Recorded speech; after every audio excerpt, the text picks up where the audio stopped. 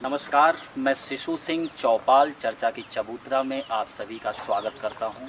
आज मैं मिलाने जा रहा हूं आपको उस शख्सियत से जिन्होंने अपना पूरा जीवन जन सेवा और देश सेवा में खपा दिया है, जिनका नाम है श्री किशन बापूराव हजारे, जिन्हें हम प्यार से अन्ना हजारे भी कहते हैं। नमस्कार अन्ना जी। नमस्कार। अन्ना जी, अब तो आपके ऊपर पूरी एक फिल्म आ चुकी है।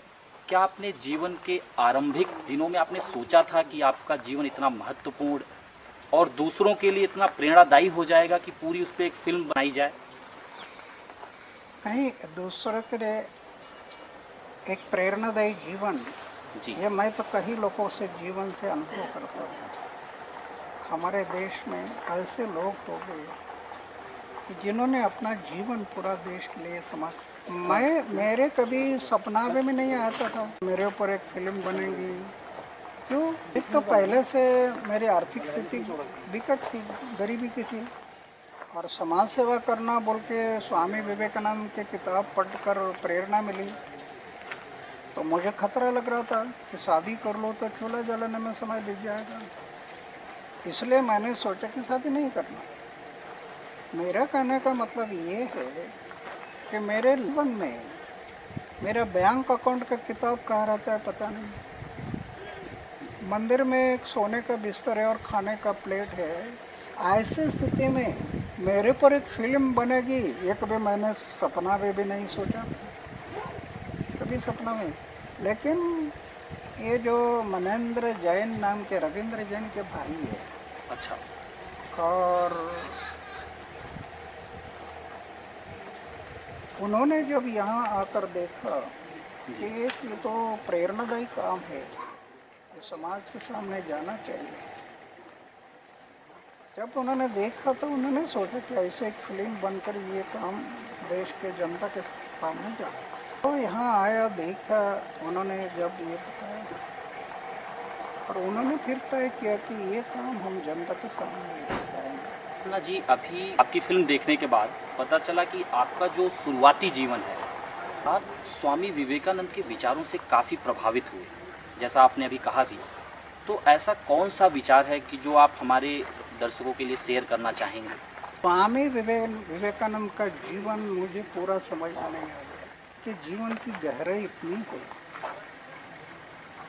कितने भी गहराई में जाओ तो भी ठिकाना नहीं लगता। लेकिन मुझे एक बात पता चली कि मैं जब सोचता था कि क्या है जीवन, ये सब लोग दौड़ते हैं दौड़ते हैं दौड़ते हैं, जन्म में आता कुछ लेकर आता नहीं, जाता कुछ लेकर जाता नहीं, उम्र भर भाग दौड़ कर रहा है, मेरा मेरा मेरा मेरा मेरा मेरा। और कई लोग तो मेरा मेरा कहकर भी रुकते नहीं, मेरा वो मेरा, लेकिन तेरा वो भी मेरा, ऐसी प्रवृत्ति बढ़ रही है। तो ये मैं जब जीवन में सोचता था, और जब विवेकानंद की किताब पढ़ने में आई तो उसमें मुझे ये बात नजर आई, सेवा करनी है, चार दीवारों के अंदर एक मंदिर, एक मूर्त, उसकी पूजा। ऐसे गांव एक मंदिर है, राष्ट्र एक मंदिर है, जनता एक सर्वेश्वर है, और जनता की सेवा ये है भगवान की पूजा। मानव सेवा ये माधव सेवा है, ये मेरे समझ में आया। अच्छा अन्ना जी, जैसा आपने बताया विवेकानंद जी के विचार को, ये विचारों को बताने वाले तो बहुत सारे लोग हैं, लेकिन जिस तरह से आपने उसका अनुकरण किया और फिर उसको पूरे जन जन तक पहुंचाया, एक संचार फैला दिया आपने उसकी, तो ये बाकियों में क्यों नहीं दिखता जो आज भावी समय में एक आप जैसे हैं दिखते हैं? मुझे नहीं लगता कि और कोई दिख रहा है अपने देश में। क्या है कि विवेकानंद के विचार सिर्फ पढ़ने से काम नहीं होता, जिन्होंने पढ़ना है उस पर बचपन के संस्कार भी होना बहुत जरूरी है। मेरे ऊपर मेरे माँ ने जो संस्कार किए बचपन से, चोरी नहीं करना, झूठ नहीं बोलना, किसी के बुरे की नहीं सोचना, ये जो संस्कार है उसके कारण सोशल माइंड बन गया।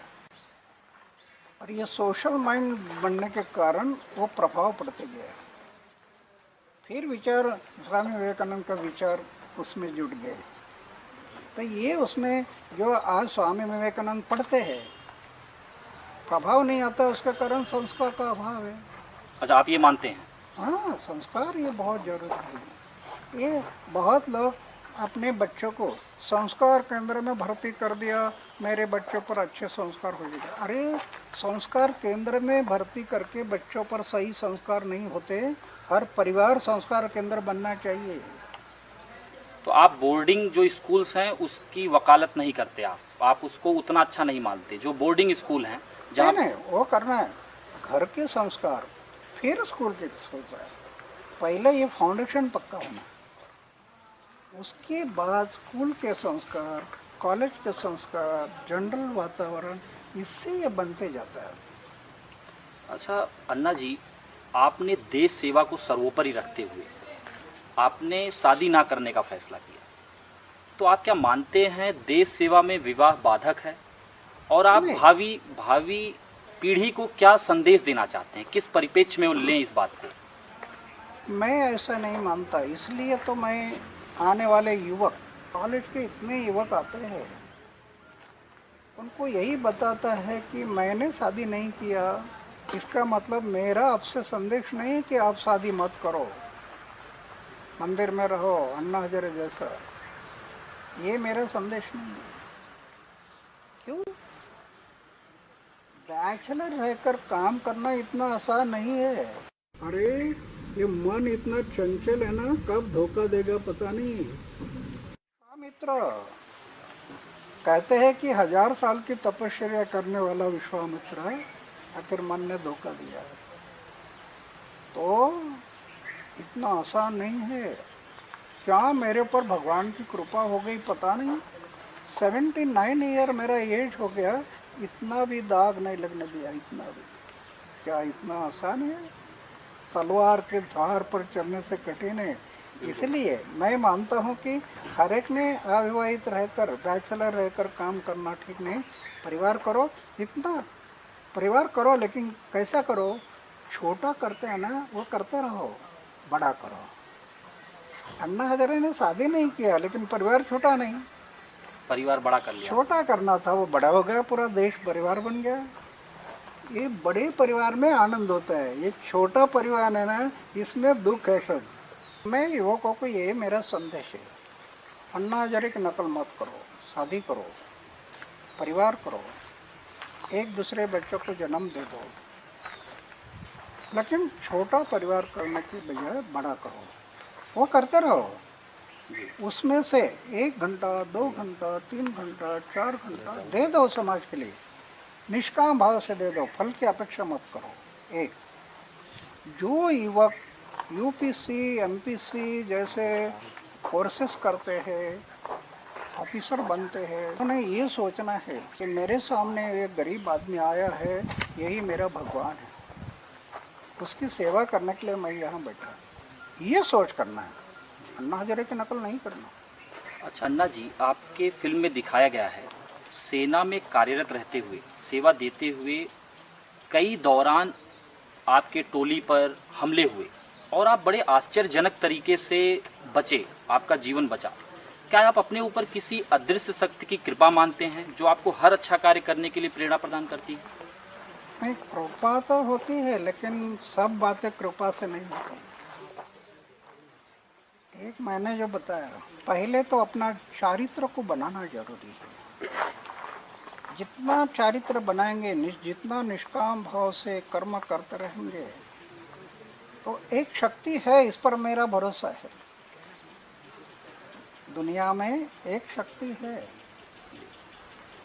जैसे कोई चित्रकार है, वो चित्र बनाता है और चित्र को देखते हैं तो ये स्पष्ट होता है कि इसका चित्र बनाने वाला कोई ना कोई आर्टिस्ट है, पेंटर है।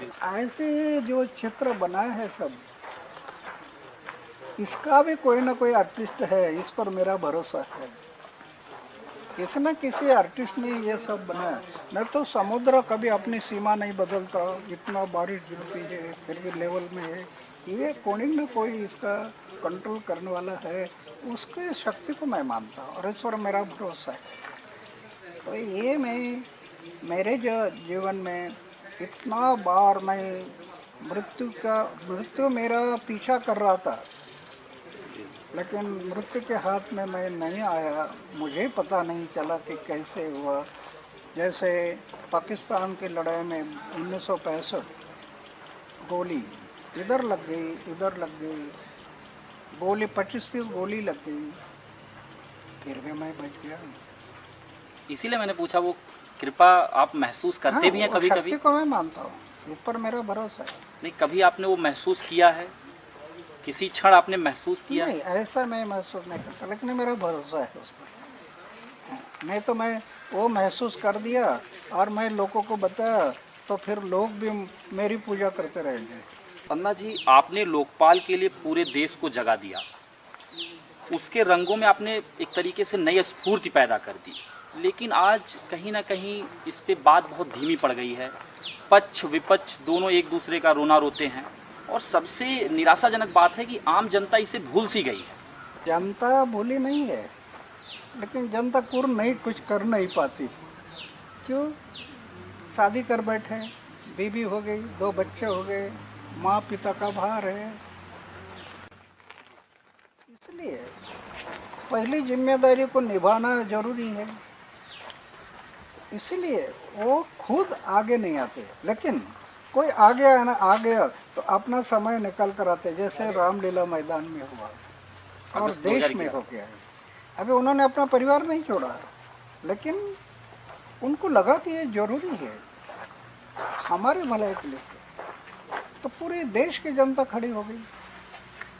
तो ये बात उसमें, क्योंकि ये धीमे नहीं हो गए। अभी मैं सोच रहा हूँ कि लोकपाल कानून बन गया, जनता जागरूक हो गई, अमल नहीं हो रहा।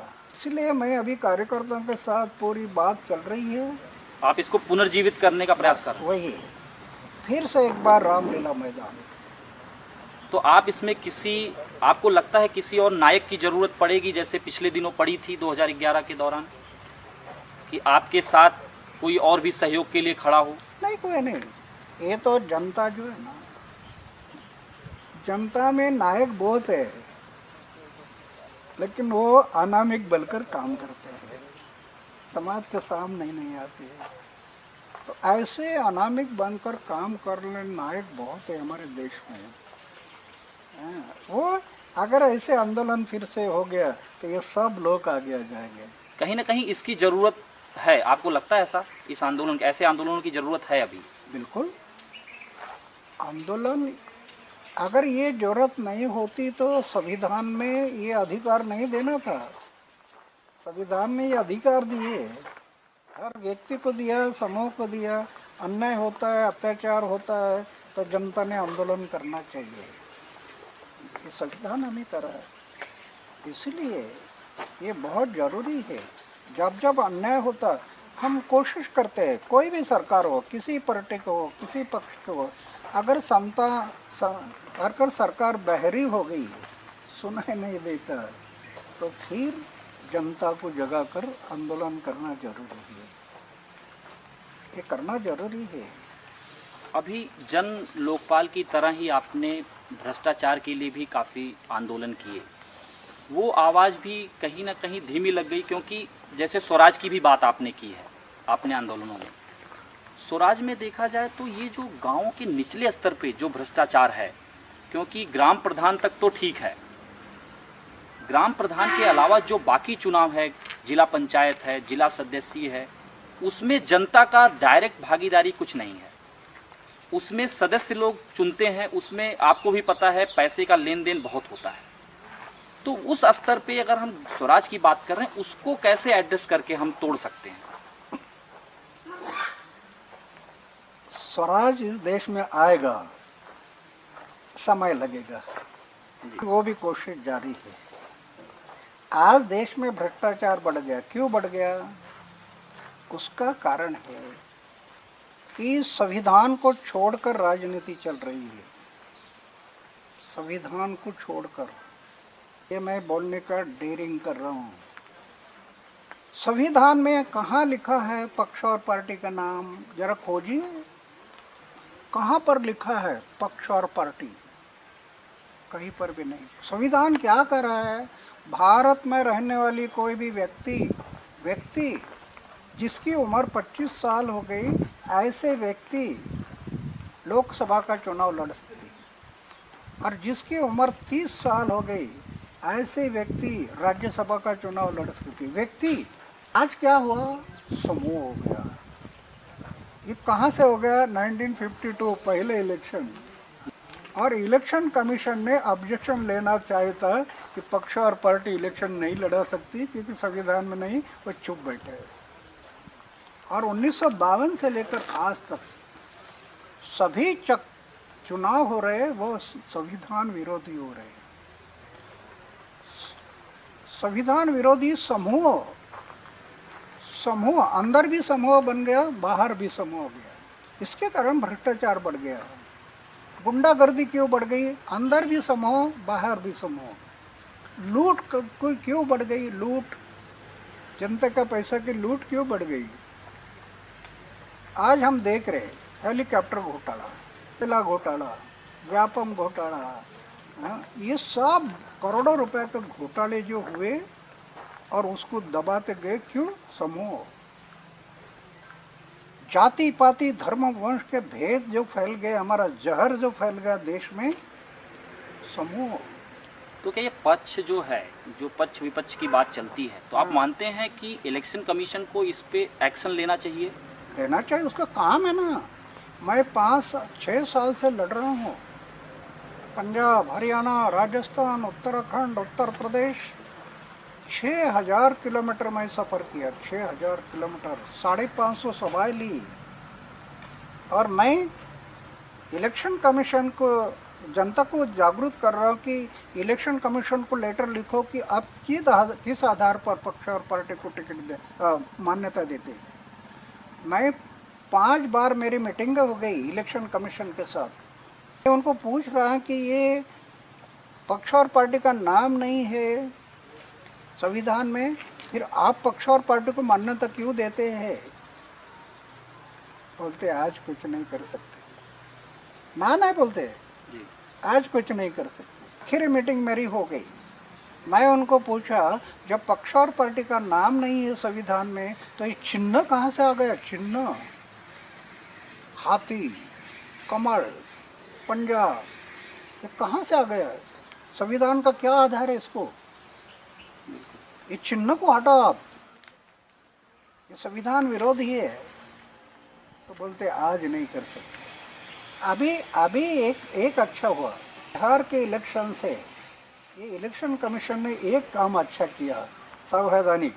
क्या किया, उम्मीदवार का नाम और आगे फोटो डाल दिया, फोटो उम्मीदवार का। कब डालना था, 1952 में। वो डालने से क्या हुआ, बिहार में कितना फर्क आ गया। वोटर गया, देखा, अरे ये तो गुंडा है, ये तो भ्रष्टाचारी है, नकार दिया। लाखों वोटों को नकार दिया। ये फर्क है। 50% हमारी लड़ाई सफल हो गई। अभी 50% बाकी है, वो सिर्फ चिन्ह को हटाना। चिन्ह हट गया तो देश में लोकतंत्र आएगा और ये सब बदल जाएगा। करप्शन वगैरह, ये नए कानून बना सकेंगे। आज ये नहीं बनाएंगे, कोई भी पक्ष हो, कोई भी पार्टी हो, जनता के भलाई के कानून ये नहीं करेंगे। ये अपने भलाई के कानून करते हैं। अंग्रेजों के कानून अभी रखने की क्या जरूरत है। राइट टू इन्फॉर्मेशन कानून, आज़ादी के बाद आपने राइट टू इन्फॉर्मेशन का कानून बनाना था, हमें 8 साल लड़ना पड़ा, तब राइट टू इन्फॉर्मेशन बना। बिल्कुल। तो ये बात उसमें है कि ये पक्ष और पार्टी अपने मर्जी से नहीं, इसके लिए संविधान में जो है 25 साल की उम्र, 30 साल की उम्र, इंडिविजुअल व्यक्ति, ये समूह के कारण सब गांव का विकास रुक गया। गांव का किस लिए रुका, ये सब समूह ने अपने अपने ग्रुप बना दिए गांव में, और गांव में सभी झगड़े लगा दिए और विकास काम में रुकावट आ गई। जबकि सरकार, अन्ना जी, सरकार तो इलेक्शन कमीशन को इंडिपेंडेंट बॉडी करके बहुत ही महिमा मंडित करती है, तो उसके कार्य को तो काफी प्रोत्साहन दिया जाता है, जबकि आपका कहना है कि इलेक्शन कमीशन में कहीं ना कहीं खामियां हैं। अभी 6 साल से मैं लड़ रहा हूँ, और इलेक्शन कमीशन में ना नहीं बोलते हैं, वो तो बोलते हैं करेंगे लेकिन आज नहीं कर सकते, मजबूरी। मजबूरी है। और मैं अभी ये 6 राज्यों में घुमा, 550 सभाएं ली, एक भी पक्ष और पार्टी का नेता नहीं कह रहा कि अन्ना गलत बोल रहे हैं, एक भी नहीं। कि मजबूरी क्या है, हैं? जो मजबूरी क्या है इलेक्शन कमीशन की, जो वो मजबूरी का नाम लेते हैं? नहीं, मजबूरी ये है कि पहले इलेक्शन कमीशन ने इसको करना था, अभी ये तो आज़ादी के 69 ईयर बीत गए, अभी पक्ष और पार्टी, अमेरिका जैसे 2 ही पार्टी अगर होती इतना दिक्कत नहीं आना पड़े। हमारे देश में तो खिचड़ी है सब। अभी इलेक्शन कमीशन ने अगर निर्णय ले लिया कि ये चिन्ह को हटाना, तो सभी पक्ष और पार्टी उसका सर खा लेंगे इलेक्शन कमीशन का, इसलिए वो डरते हैं, करते नहीं है।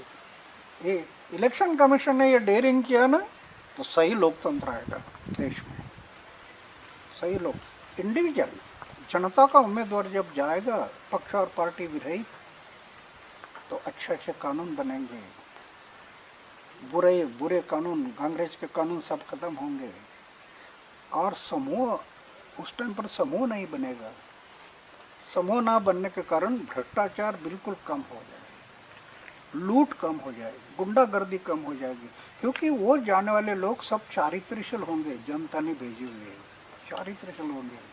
आज क्या है, आज तो समूह ने भेजा ना, वो गुंडा है, भ्रष्ट है, व्यभिचारी है, लुटारू है, इसको पता है, पक्ष और पार्टी को पता है कि ये गुंडा है, फिर भी उसके पीछे वोट है ना, दे दो टिकट। इसके कारण लोकशाही जैसे पवित्र मंदिर में 177 लोग दागी बैठे हैं।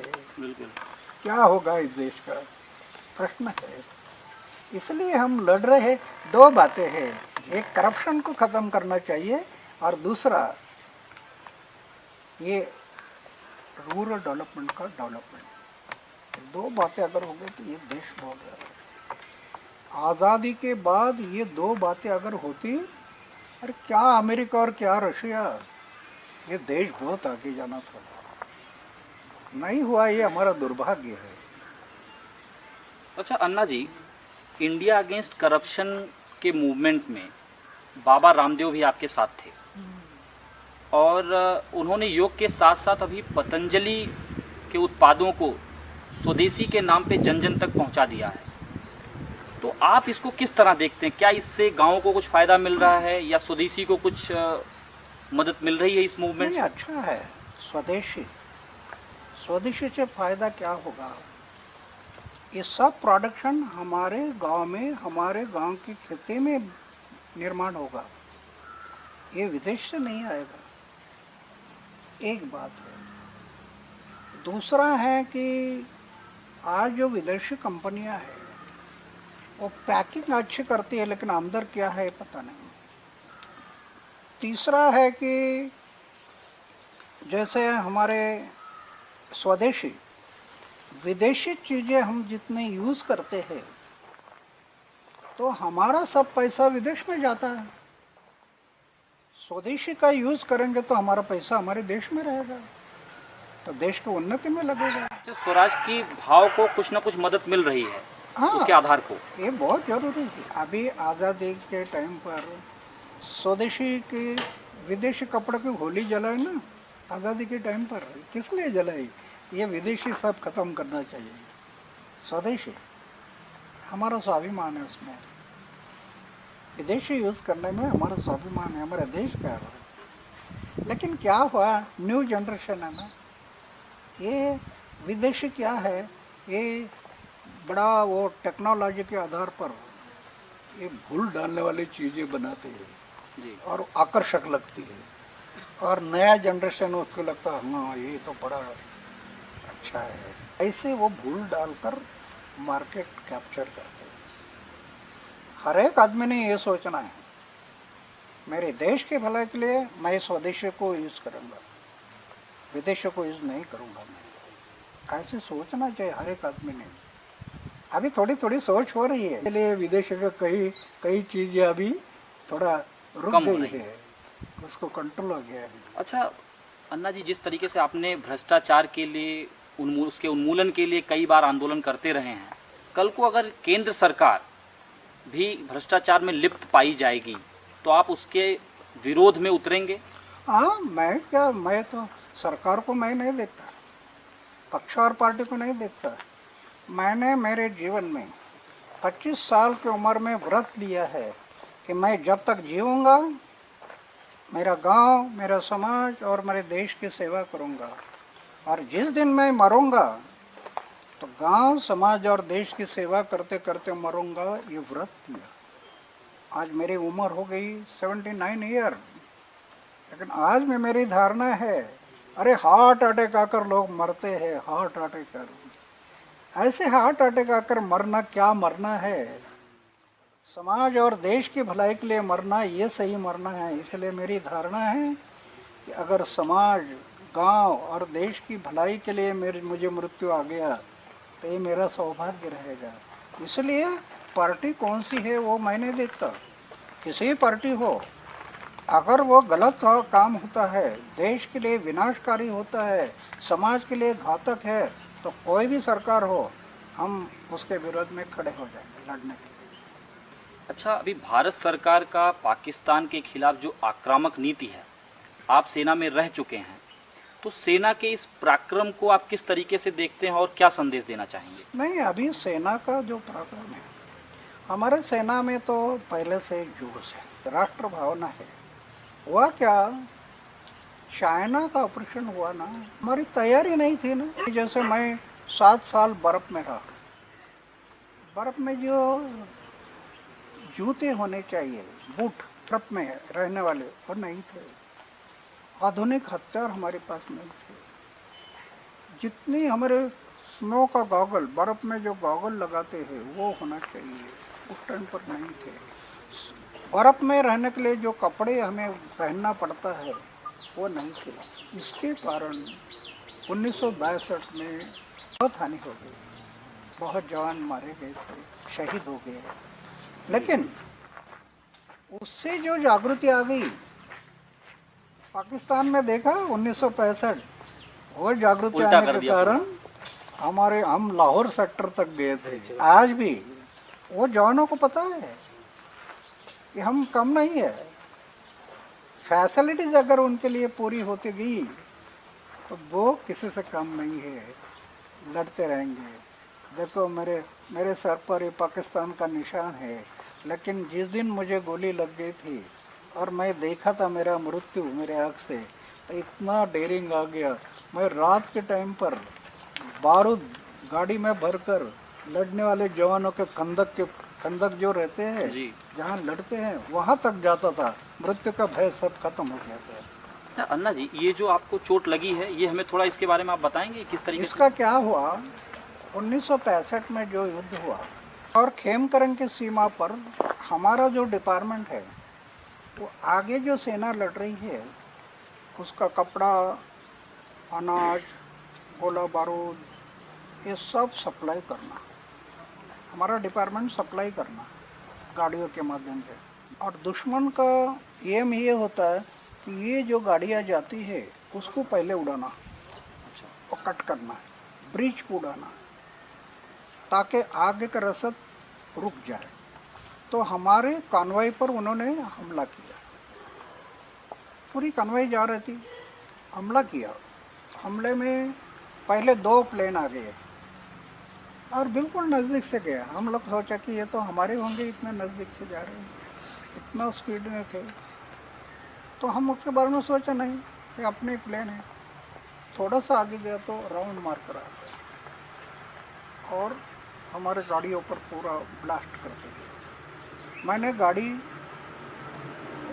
स्टीयरिंग था, छोड़ा, हाथ नीचे बैठ गया, हाथ से ब्रेक दबाते दिया, गाड़ी ने रास्ता छोड़ा। एक बिजली का पोल था, उससे टकराई गई, उधर ऑफ हो गई। मैं दरवाज़ा खोला और छुपने के लिए बाहर निकलने लगा। गाड़ी से 7-8 फीट पर मैं गया, फिर से आ गए, फिर से फायरिंग खोला। 8-10 फीट पर मैं पड़ा रहा। हमें ट्रेनिंग होती है कि लड़ाई के टाइम पर मूवमेंट नहीं करना। अगर मोमेंट हो गई तो दुश्मन को नजर आता है, फिर वो आपको एम बनेगा, उसमें आपकी गोली मारे, मरे पड़े जैसे पड़ते रहना। तो मैं उधर ऐसे ही पड़ा रहा, तो फिर से आकर उन्होंने गाड़ियों पर फायर करते थे। थोड़ा देर तक मैं देखा, फिर से तो नहीं आ रहे, जी और मैं यकीन किया कि अभी नहीं आ रहे। मैं उठा, पूरे हमारे जवान, कई सिविल लोग भी उसमें। तो आप सिर्फ अकेले व्यक्ति थे जो उस दौरान मैं बचे? बच गया था। आप अकेले व्यक्ति थे नहीं, और भी बच गए थे, लेकिन किसी के पैर टूट गए, हाथ टूट गए। और आप केवल यहाँ चोट लाई थी आप? इधर थे, इधर एक आणि इधर थोड़ा सा लगा। बट आप कॉन्शियस थे? हाँ, फिर मैंने देखा कि उसमें से हमारे 3 जवान थे, वो जिंदे थे, लेकिन एक का हाथ कट गया था, एक के पैर कट गए थे, जी एक का पेट से गोली चली, वो जिंदे थे। मैं उनको थोड़ा पूछा, पानी पिलाया मस्जिद से आकर। और हमारी जो गाड़ियाँ थी, मेरी गाड़ी में तो टायर बस्ट हो गया था, शीशा में 3 गोली लग गई थी सामने। फिर मैं दूसरी गाड़ी थी हमारी, जो घायल हुआ थे हमारे जवान, उसके गाड़ी का सामान नीचे उतार दिया और उस गाड़ी में ये तीनों को डाल दिया, और मैं हॉस्पिटल में लेकर गया उनको जान बचाने के लिए। तो नज़दीक एक हॉस्पिटल था, उसमें फर्स्ट एड किया, खून को रोका, और वहाँ से बड़ा हॉस्पिटल था 75 किलोमीटर मोगा में, तो उधर मैं उसको लेकर गया।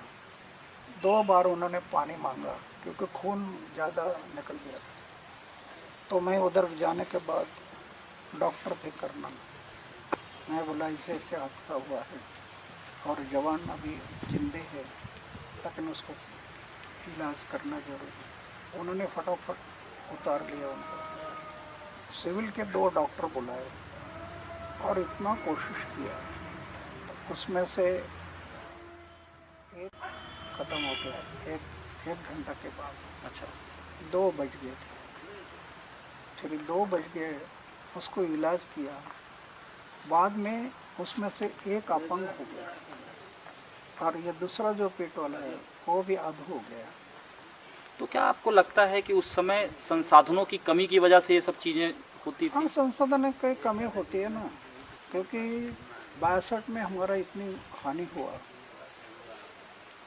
63-64 2 साल में लगे, उसमें काफ़ी तरक्की की, लेकिन जितनी ज़रूरत होती उतनी नहीं कर पाते। ज़रूरत तो काफ़ी थी, और कई सालों से हम तो सोचा नहीं था, हम तो ये कहते थे हिंदी चीनी भाई भाई, जी जी। और उसने तो आकर देखा ये भाई कितना कमज़ोर है, और जाकर पेट में खंजीर को फंस दिया और इतनी हानि हो गई। अभी ये सब सुधारने के लिए 2 साल में पूरा नहीं होता, लेकिन फिर भी पाकिस्तान को जो सबक सिखाया, हम जिस बॉर्डर पर थे अपना अब्दुल हमीद इसी बॉर्डर पर थे, टैंक इतने लाए थे हम लोग, हमारी सेना जी एक पूरा एरिया, उसका नाम ही दिया था पैटर्न नगर, अच्छा पूरे टैंक। तो उसको सबक अच्छा सिखाया, और अभी भी हमारे जवानों में बहुत जोश है। अगर हो गया ना अभी जी। तो ये जवान 65 से भी ज़्यादा। तो आपको लगता है अभी मौजूदा समय की परिस्थिति को देखते हुए एक बार आर पार की लड़ाई हो जानी चाहिए? हाँ, अगर लड़ाई अभी दोनों देशों के लिए ठीक नहीं है, दोनों देश आर्थिक कमजोरी में है, जी उस देश पर भी कर्जा है, हमारे देश पर भी कर्जा है, और लड़ाई इतनी आसान नहीं होती, लड़ाई में करोड़ों रुपए खर्चा हो जाता है, इसलिए लड़ाई होना ठीक नहीं। दोनों देश पड़ोसी है, पड़ोसी धर्म का पालन करना चाहिए, पड़ोसी धर्म। पर आए दिन तो हमारे एक न एक नए जवान जो है शहादत दे रहे हैं वहाँ। तो यही है, अगर पड़ोसी धर्म समझ में नहीं आता, आज वो हर दिन एक 2 जवान मारते जगह, तो फिर ऐसे लगता कि फिर आर या पार होना चाहिए। दोनों देशों के लिए लड़ाई ठीक नहीं, लेकिन अगर ये बाज नहीं आता तो फिर लड़ाई होनी चाहिए। और मैं तो ये बताया पहले जी 79 ईयर में अभी मैं इतना दौड़ूंगा नहीं, लेकिन ग्रेनेड कैसे फेंकना है मुझे पता है, एलएमजी कैसे चलाना मुझे पता है, 47 राइफल या 10 गन ये सब मुझे पता है, ये मैं कर सकता है। 79 ईयर के उम्र में अगर समय पड़ा तो फिर से एक बार मैं जाने के लिए तैयार उधर लड़ने के लिए। क्या बात है। ऐसे मैं उम्मीद रखता है क्योंकि मेरा जीवन ही समाज और देश के लिए है। अच्छा अन्ना जी, मौजूदा केंद्र सरकार की जो नीतियां हैं, क्या उससे कहीं ना कहीं सेना को बल मिला है, आपको ऐसा लगता है? बल तो मिलता है, लेकिन वो बल हमेशा के लिए कायम रखना। है। अभी जैसे कल की घटना हुई, ग्रेवाल जी का एक निवृत्त दुर्भाग्य। जवान आत्महत्या कर दी। नहीं होना चाहिए हमारे देश में। एक तरफ हमारी स्थिति ये है बॉर्डर पर, ऐसे समय पर हमारा एक जवान आत्महत्या करता है, पेंशन नहीं बढ़ रही, तो ये ठीक नहीं है। अरे लोकसभा में बैठे हैं, कितना काम करते हैं, क्या काम करते हैं, एक एक अधिवेशन में पूरा अधिवेशन का अधिवेशन बर्बाद हो जाता है झगड़े टंटे में। देश की समाज की बातें जो सोच करनी चाहिए वो नहीं होती। ऐसी स्थिति में आज उनको तनख्वाह कितना है, 50,000 रुपया महीना, और आज वो क्या बोल रहे हैं, 1 लाख रुपया करो, एयर फेयर, रेल, रहने के लिए कोठी, पानी, लाइट, इतना फैसिलिटीज होते हुए भी 50,000 रुपया तनख्वाह मिलता है और बोलते हैं 1 लाख करो, और इधर बर्फ में खड़ा है अपने देश के लिए, देश की रक्षा, देश की जनता की रक्षा के लिए रात दिन वो बर्फ में खड़ा है, बारिश में खड़ा है। राजस्थान जैसे 50 डिग्री के तापमान में वो खड़ा है, और उसको आप फैसिलिटी नहीं देंगे। इधर 50,000 से 1 लाख, क्या का इनको थोड़ा 8 दिन उधर रखना चाहिए सियाचिन में सबको, तब पता चले कि बर्फ में क्या होता है। तो मेरा कहने का मतलब है कि ऐसी स्थिति में जो बॉर्डर पर हमारी स्थिति है उसको देखते हुए ये एक जवान आत्महत्या कर रहा है, इसके बारे में सबको सोचना बहुत जरूरी है कि ऐसे दोबारा घटना ना हो, और जो हुई है कौन जिम्मेदार है उसको खोजो, उसके ऊपर एक्शन ले लो। इसमें कहीं ना कहीं आपको लगता है कि सेना के प्रोत्साहन में कमी आ रही है? क्या है कि ऐसा तो नहीं कह सकता हूँ, लेकिन जैसे ये केस है, अभी मैं उसको सवेरे से मैं दिल्ली में फ़ोन करके बताया कि सही क्या बात है मुझे जानकारी देना जी। वो जानकारी मिलने से हो सकता है कभी कभी दफ्तर में भी गलती हो सकती है। जो उसने पत्र भेजे है मेरे पेंशन के बारे में, तो वो ऊपर वालों के हाथ में थे, ऐसा नहीं, ये सब देखना पड़ेगा। अगर वो लास्ट तक वो अगर गया है और वो दोषी है तो वो बात है, सजा मिलनी चाहिए। लेकिन ऐसे नहीं कह सकते कि आज वो सरकार जनता का विश्वास कम करने वाली बात है, ऐसा नहीं सोचना। ना जी, आपने देश को बदलते देखा है, कई नेता मुख्यमंत्री प्रधानमंत्री देखे हैं बनते हुए, उनको फिर उनका कार्यकाल खत्म होते हुए। प्रधानमंत्री मोदी के बारे में आपका क्या ख्याल है, आप उनके बारे में क्या मानते हैं? और अगर मैं एक तुलना के तौर पे सिर्फ रखूं कि केजरीवाल और मोदी में आप किसको अच्छा मानते हैं, तो आप ये तो दोनों का भी 5 साल का समय जब निकल जाएगा तब मैं बताऊंगा सच क्या है। अभी तो 2 साल हो गए, 2 साल में बताना मुश्किल है। 5 साल का समय जाने के बाद मैं बताऊंगा कौन अच्छा है कौन बुरा है कैसे। केंद्र सरकार की जो नीतियां हैं, जो कार्य करना चालू किया है, उसमें कुछ आपको लगता है कि संतुष्टिजनक है? नहीं, आज नहीं बता सकते। हाँ, और संतोषजनक है, क्या उलट पुलट चर्चा होते रहते हैं समाज में भी, तो आज उसमें बताना इतना संभव नहीं है। जब और पूरा समय बीत जाएगा 5 साल, जी। तब मुझे यकीन आ जाएगा कि ये सही है गलत है क्या है। अरविंद केजरीवाल से तो आपका मोह भंग हो चुका है। कल में ही योगेंद्र यादव, प्रशांत भूषण जी ने भी अपनी नई पार्टी शुरू की है, तो उनसे कुछ उम्मीद लगती है? मैंने पहले बताया, जी। संविधान पक्ष और पार्टी को अनुमति नहीं देता है। संविधान, अगर आप पार्टी निकलते इसका मतलब संविधान पर विश्वास नहीं, ऐसे मेरी धारणा है। मतलब आप पार्टी और पक्ष बनाने के बिल्कुल हक में आप नहीं हैं? नहीं, जो लोग कैसा कर रहे हैं। मैं संविधान को देखता हूं। संविधान सबसे ऊंचा है हमारे देश में, संविधान के आगे कुछ नहीं है। सभी संविधान के आधार पर चलना चाहिए, और संविधान में पक्ष या पार्टी का नाम कहते हैं। अच्छा अन्ना जी, बाबा रामदेव शुरुआत में आपसे काफ़ी जुड़े रहे, और आपका जैसे मैंने अभी देखा डालीगढ़ सिद्धि के गांव को जिस तरीके से विकास हुआ है, इसमें बाबा रामदेव की तरफ से भी कुछ मदद आई है हाल ही में? हम तो लेते नहीं, फिर भी उन्होंने कुछ ऐसा ऑफर किया कि मैं मदद करना चाहता हूं गांव के विकास के लिए? ऐसे कोई नहीं। उनकी तरफ से ऐसा कोई? एक तो हम बाहर की मदद लेते नहीं, क्योंकि विनोबा जी कहते थे दान इंसान को नादान लाचार बनाता है, उसका स्वाभिमान जला जाता है। इसलिए हमने सबसे संभाला है, ये लोगों को लाचार नहीं करना। आज हम देख रहे हैं ना, सब्सिडी, कर्जा माफी, फिर मेला लगाना, मंत्री को बुलाना, अपने हाथ से डिस्ट्रीब्यूशन करना चेक, जैसे हमसे हमारे घर से दे रहे हम, लाचार बना दिया लोगों को। स्वाभिमान जो सिखाया वो नहीं सिखाया। कहीं ना कहीं वो दिखावे की भाव है सब में। अंदर से क्या है, इसलिए हम लोग डोनेशन नहीं देते। 50,000 रुपये के चेक आगे रिटर्न भेज देंगे, हमें नहीं देते। जो करेंगे अपने हिम्मत से करेंगे।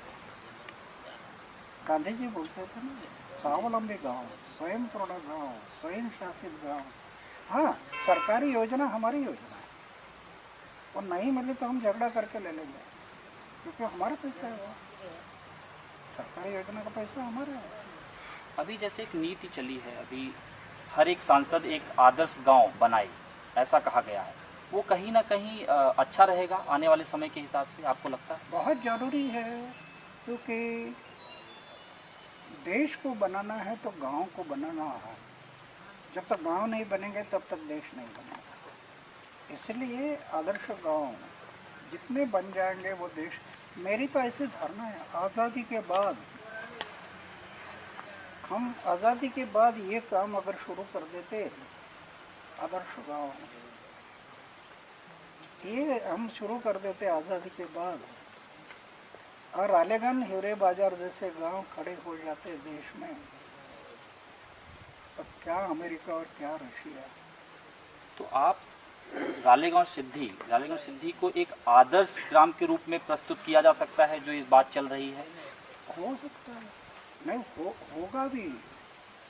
क्या है कि ऐसे गांव खड़े होंगे, लेकिन सिर्फ पैसे से नहीं। पैसे से अगर आदर्श गांव बनते तो आज हमारे देश में उद्योगपति कम नहीं है। कब के आदर्श गांव बना देने से। आदर्श गांव पैसे से नहीं होता, लीडरशिप। कौन लीडरशिप? शुद्ध आचार, शुद्ध विचार, निष्कलंक जीवन, जीवन में त्याग और अपमान देने की शक्ति, ये जिनके जीवन के प्रति गुण है, ऐसी लीडरशिप। ये जब गांव में खड़ी होगी तो आदर्श गांव में। आदर्श गांव सिर्फ पैसे से भवन बन जाएंगे, पैसे से रोड बन जाएंगे, पैसे से। आदमी का जो निर्माण करना है वो पैसे से नहीं होगा, उसके लिए लीडरशिप चाहिए। और दुर्भाग्य हमारा ये है, हर राज्यों में, हमारे देश में ट्रेनिंग सेंटर तो बहुत है, एग्रीकल्चर का, इरिगेशन का, एजुकेशन के, इतने ट्रेनिंग सेंटर है, लेकिन लीडरशिप ट्रेनिंग हमारे देश में कहीं पर भी नहीं है। ये लीडरशिप का निर्माण करना है। कौन लीडरशिप? शुद्ध आचार, शुद्ध विचार, निष्कलंक जीवन, त्याग, अपमान पीने की शक्ति है, ऐसे लीडरशिप। तो कहीं ना कहीं अन्ना जी, जैसे आदर्श गांव बनाने की बात चल रही है, तो आपको क्या ये लगता है कि सरकार को इसके ट्रेनिंग सेंटर भी खोलने चाहिए, लोगों को जागरूक करें? हाँ, लेकिन वो सिर्फ ग्रांट और अनुदान के आधार पर नहीं होगा। ऐसे लीडरशिप हमारे देश में है ना, ऐसे लीडरशिप। कई युवक बोल रहे हैं जी, मैं मेरा जीवन देश के लिए देने के लिए तैयार हूँ, लेकिन मैं कहाँ से शुरुआत करूँ? वो दिशा है नहीं, दिशा ही नहीं है। जी, बोल रहा हूँ, कई युवक ऐसे हैं कि वो बोलते हैं मेरा जीवन मैं देश के लिए देने के लिए तैयार हूँ, समाज के लिए देने के लिए तैयार हूँ, लेकिन मेरा चरितार्थ कैसे चलेगा? मुझे जीने के लिए आधार क्या मैं भूखे पेट से मैं कर सकूँगा? तो ऐसे हमारे देश में जो युवक है, इसकी खोज करना चाहिए। है हमारे देश में ऐसे युवक, उनके खोज करना है, और खोज करके ऐसे युवकों को अगर ट्रेनिंग दिया, ज़्यादा नहीं है, एक 12 से 15 हज़ार रुपये महीना दे दो, वो शादी करना, परिवार करेगा, जीवन की ज़रूरतें कम करेगा, और जो करेगा वो गांव के लिए, समाज के लिए, देश के लिए करेगा। इसमें से देश खड़ा हो जाए। कितने युवकों की ज़रूरत है?